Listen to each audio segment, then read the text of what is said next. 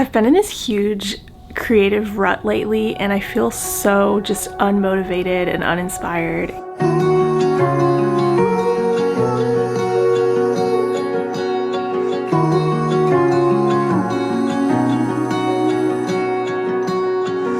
Yeah, I've just been in a rut.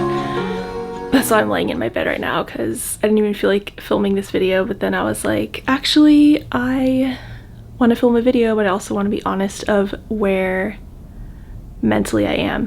So I woke up this morning thinking, wow, I'm just in a rut. I need to do something different.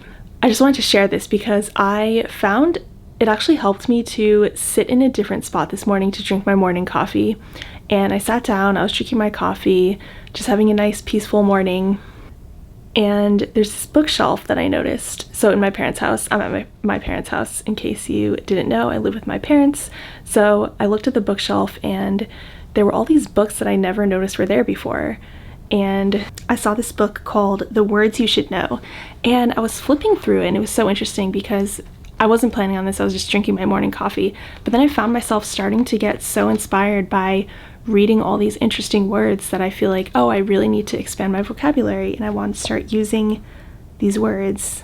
I heard another YouTuber say this before, but he was like, he likes to just go look up a word every morning and incorporate that word into his day somehow. So whatever situation you're in, if you want to expand your vocabulary, learn a new word and try to use it that day.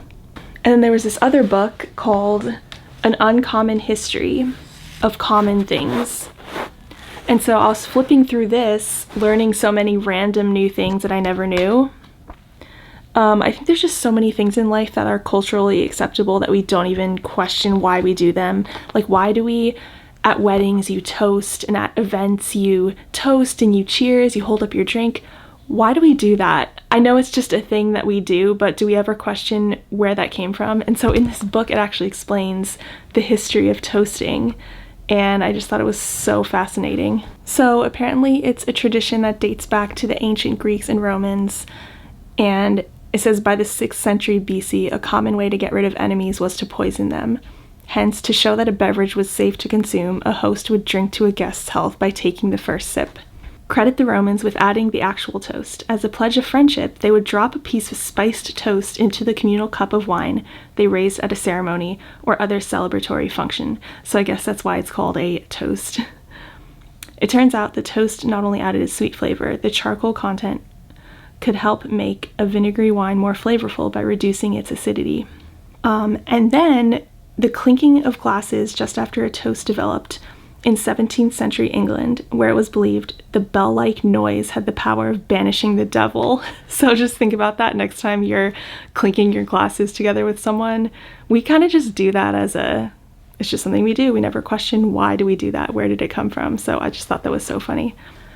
Another interesting history fact, uncommonly known, plastic wrap. So saran wrap was discovered when a scientist tried to develop a hard plastic car cover. The resulting pliable film was particularly helpful for covering food since it didn't change taste or smell.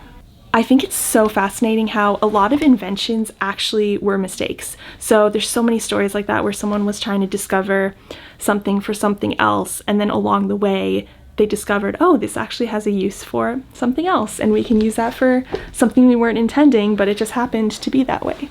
So another good little life lesson is look at your failures as learning opportunities for maybe something else. There's that corny quote. I mean, it's true. Shoot for the stars. No, shoot for the moon, because if you miss, you'll land among the stars. And I think that's so true of like, aim high at something, and even if you miss what you're aiming for, you'll land among the stars and maybe some other amazing discovery will come along the way. So this all happened this morning. I was just flipping through this book, and in my creative rut, I'm finding that sometimes all you have to do is sit in a new spot in your house or pick up a new book and learn some new things. But yeah, I've been so focused on the technical aspects of my camera and filmmaking and color grading and picture profiles and lenses and lens filters and all that stuff that I've kind of lost the joy of actually creating videos that I used to have, of just the creative aspect of storytelling and editing and the music. And I used to have so much joy in that, and now I feel like that joy has been diminished by the frustration of all the technical stuff. I think one good thing to remember is that you learn the technical aspects so that way you can be more creative. So just want to encourage anyone, if you're in a rut, just take some time and do something new. Maybe sit in a new place, find a new book to read, take some time away, go for a walk, and replenish yourself. Yeah, that's going to be it for this video. Thank you for watching, and be sure to subscribe to my channel if you haven't already, and hit the bell icon so you'll be notified of new videos every time I post, and I will see you in my next video.